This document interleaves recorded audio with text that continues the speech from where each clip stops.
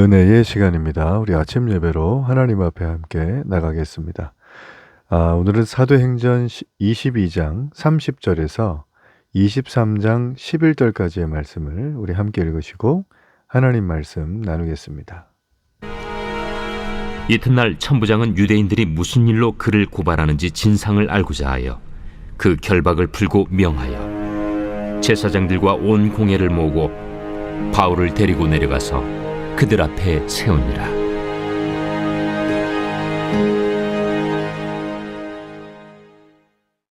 제23장. 바울이 공회를 주목하여 이르되, 여러분 형제들아, 오늘까지 나는 범사에 양심을 따라 하나님을 섬겼노라.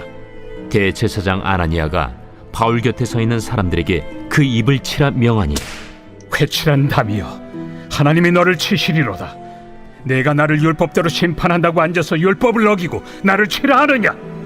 곁에 선 사람들이 말하되, 하나님의 대제사장을 네가 욕하느냐?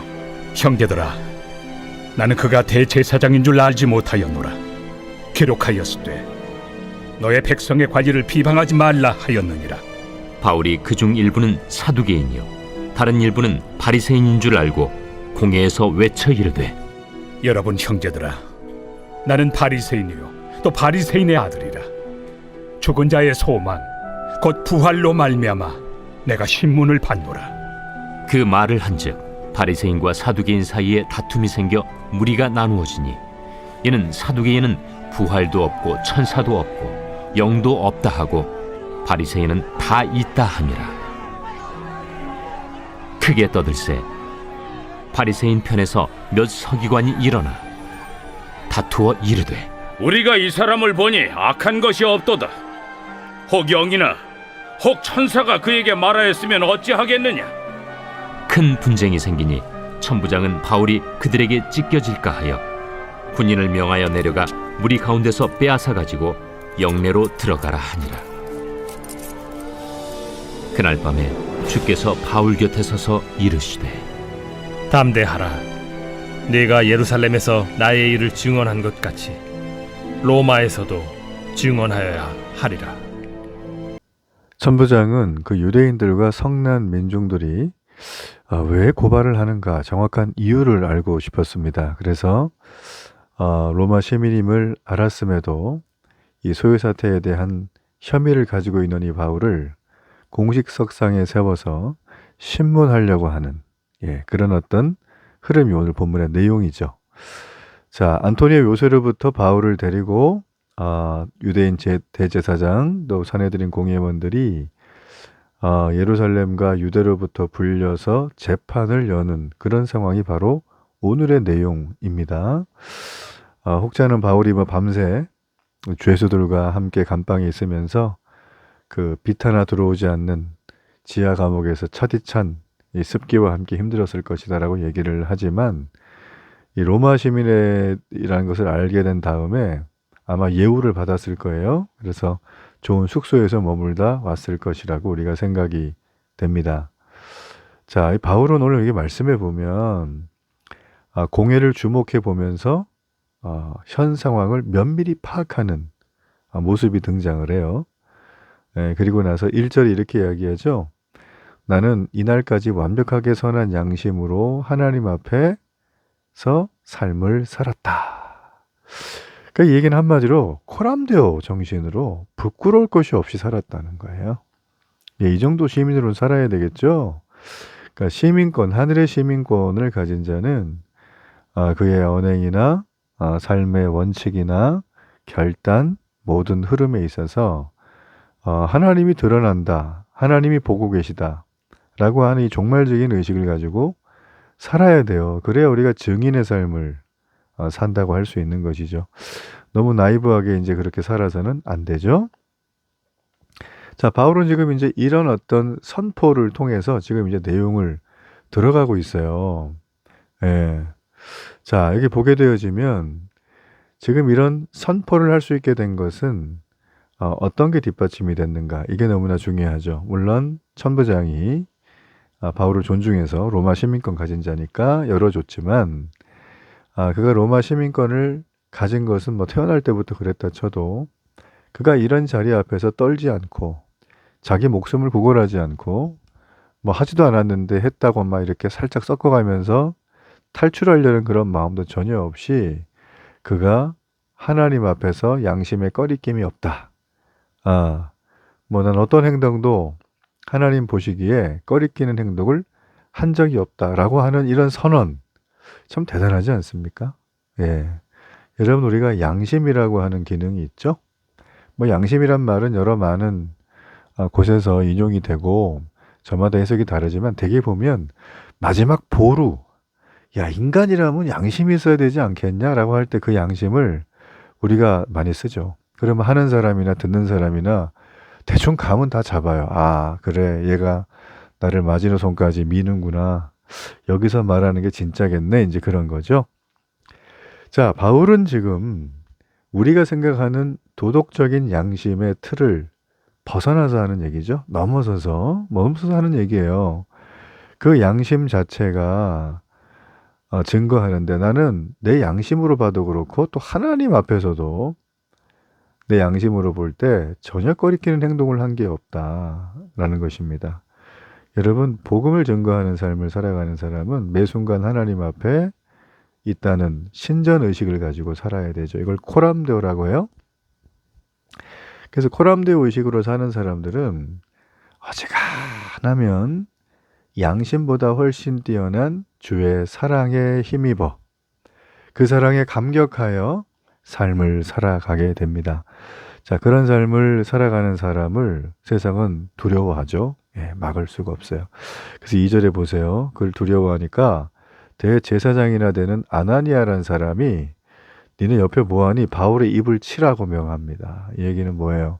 저 괘씸한 말이다. 저 신성모독이다. 저 어디서 하나님 이름을 입에 올리냐 이거죠. 그러니까 율법의 관점에서 복음을 따라 살아가는 바울을 정죄하는 거죠. 그죠? 예, 이런 일은 뭐 얼마든지 일어날 수 있죠. 그러니까 주관적인 판단이잖아요. 예, 이런 걸 가지고 지금 얘기를 하고 있는 거예요. 자, 바울은 얘기를 듣고 대제사장인지 아는지 모르는지 뭐 하여튼 그 사람에게 회칠한 무덤이라고 질책을 했죠. 회칠한 무덤은 겉과 속이 다른 위선적인 사람을 얘기할 때 하는 거예요. 겉보긴 뻔질이한데 속이 다 비어있다. 예, 아주 담벼락이 멋있는데 손가락으로 밀으니까 무너질 정도다. 뭐 이런 아주 그냥 지금 우리가 생각해도 상종하기 싫은 그런 부류죠. 이 대제사장은 이게 왜 이런 얘기를 했는가? 왜냐하면 아니 율법 잘한다는 대제사장이란 사람이 아니 유죄가 확정도 안 됐는데 바울을 죄인 취급하잖아요. 지금 입을 때리려고 그랬으니까 그렇죠? 적법하게 재판을 해야 되는데 그렇지 않고 있다. 오히려 율법 덜먹이는 사람이 율법의 절차를 다 어기고 있는 것이다. 자, 이것은 대제사장이 보인 위선적인 행동이라는 거죠. 예. 여러분 가르치는 자가 말씀대로 살지 않으면 위선자가 됩니다. 목회자인 저는 특별히 이 부분에 대해서 늘 하나님 앞에 기도하죠. 엎드리고 겸손히 은혜를 구하죠. 예, 제가 행한 말씀, 설교한 내용대로 살 수 있도록 하나님 은혜 주세요. 기도합니다. 바울은요, 여기 보면 이런 얘기 가운데 4절에 보니까 아나니아가 대제사장인 줄 몰랐어요. 회칠한 무덤이라고 욕했잖아요. 전국을 찔렀죠. 근데 알았어요. 그래서 5절에 보니까 아나니아에게 즉각 자신의 말을 수정하죠. 예, 율법의 말씀을 존중해 대제사장을 향해서 비방한 것을 사과하는 이 바울의 장면. 참 멋지지 않습니까? 그러니까 실수를 했지만 사과를 적당한 때 하는 게 아니라 즉각 하는 거죠. 모든 사람이 보는 앞이니까. 여러분 우리가 여기서 알 수 있는 게 뭘까요? 바울의 선한 양심이죠. 예, 하나님 말씀 앞에 절대 순종하는 그의 모습. 바울도 왜 생각이 없겠어요? 왜 경험이 없겠어요? 똑똑하신 분인데 다 있죠? 그러나 하나님 말씀이 먼저다. 그러니까 우리의 양심은 나를 들여다보는 거울이긴 하지만 거울만 가지고는 내 얼굴에 묻은 걸 깨끗이 씻을 수가 없어요. 그래서 우리는 언제나 말씀 속에 들어가서 샤워를 해야 되는 거예요. 자, 그럴 때 우리는 바울이 말한 1절의 말씀 같은 나는 코람대우로 사는데 내 양심에 꺼리는 일을 한 적이 없다. 이런 담대한 증인의 삶을 아름답게 살아가는 것입니다. 자, 이제 바울은 가만히 보니까 지금 뭐 굉장히 분위기들이 달아오르잖아요. 자기를 죽이려고. 근데 봤더니 사두개파하고 바리새파가 있는 거예요. 바울은 자기가 바리새인이잖아요. 묘수를 생각했어요. 나는 부활을 믿는 바리새파 중에 바리새파인데 니네들 지금 나에게 왜 죄도 묻지 않고 이렇게 막 정죄하고 재판하냐 라고 딱 던지는 거예요. 그랬더니 사두개인들이 발끈하죠. 부활을 안 믿거든요. 사두개인들은. 그럼 영도 안 믿고 천사도 안 믿어요. 근데 바리새인들은 죽은 자의 부활도 믿고 천사들의 존재도 믿는단 말이에요. 자, 그러니까 이들이 서로 대립각을 세우는 걸 알고 있었죠. 그래서 던진 거예요. 자기한테 쏠리던 시선이 자기들끼리 내분으로 바뀌는 거죠. 참 재밌죠. 자, 이거는 이렇게 지식이 또 풍부한 어떤 학식이 있는 사람이 사용할 수 있는 카드가 되겠죠. 여러분, 우리가요, 지금 바울은 부활신앙을 고백하는 거예요. 부활신앙. 이 부활신앙을 고백하면서 부활신앙의 의미와 가치를 정말 명확하게 세우기 위해서 당대에 가장 존경받는 두 집단이 부활신앙에 대해서 서로 반대되는 입장을 잘 알고 내용을 던진 사건, 그리고 본인에게 쓰여있는 혐의, 그리고 여러 가지 소요 사태가 더 달아오르는 것을 방지하기 위한 바울의 굉장히 위트 있는 어떤 대화, 이런 것들 우리가 좀 볼 수가 있어요. 여러분, 지금 바울은 되게 위기 상황이잖아요. 잘못하면 뭐 바로 이렇게 그 법의 집행을 받고 자신의 목숨이 어떻게 될지 모르는 상황인데도 자, 이런 기질을 발휘하는 걸 우리가 볼 수가 있죠. 그렇죠? 자, 우리가 여기서 정리하고 넘어가야 될 게 있어요. 산헤드린 공회는 죽은 자의 부활에 대한 명확한 성경적 진리를 알았을까요? 몰랐을까요? 예, 몰랐죠? 근데 그리스도의 부활을 전하는 바울을 정죄하는 거예요. 제대로 알지도 못하면서 막 정죄를 하는. 이거는 이제 말 그대로 쟤는 미워. 그래가지고 이제 아주 표적 죄인을 만드는 거죠. 이미 정해놓고 수사를 하는 것이다. 옛날에 한국의 아픈 역사 중에 너는 공산당이구나, 빨갱이구나 정해놓고 수사를 하는 뭐 그런 일들이 있었다고 하죠. 예, 뭐 이런 식이에요.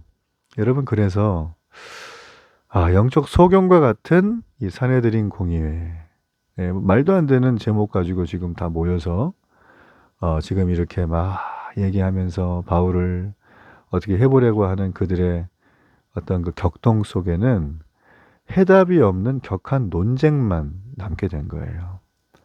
여러분, 진리가 없는 곳은 이렇습니다. 그 예수님을 제대로 따르지 않은 사람들의 모임에는 항상 자기가 의롭고 자기 주장이 관철돼야 되고 정말 그런 것들이 너무나 난무하죠. 그리고 작년에 하던 대로 합시다. 이 나쁜 건 아니지만 너무 관성해졌는 역동성이 다 떨어지는 이런 일들이 벌어지게 된다라는 것입니다. 그러나 주님은 바울에게 얘기하세요. 11절에 네가 여기서도 나의 부활을 증인된 것처럼 로마에 가서도 이 일을 하리라. 준비하라는 거죠. 여러분, 바울에게 준비하라고 했다면 우리에게도 주님은 준비하라고 하십니다. 그렇죠? 그래서 여러분, 부활은 우리가 전하고 늘 증인으로 살아야 될 가장 명확한 진리라는 것입니다. 여러분, 오늘도 부활의 소망을 두십시오. 그래서 어떤 고난과 시련이 와도 넉넉히 이기는 부활신앙 위에 굳게 서기를 바랍니다. 결단의 기도를 드립니다. 살아계신 하나님 아버지, 감사합니다. 오늘도 부활 소망으로 넉넉히 승리하며 그리스도를 드러내는 축복의 하루가 되게 하소서. 예수님 이름으로 기도합니다. 아멘.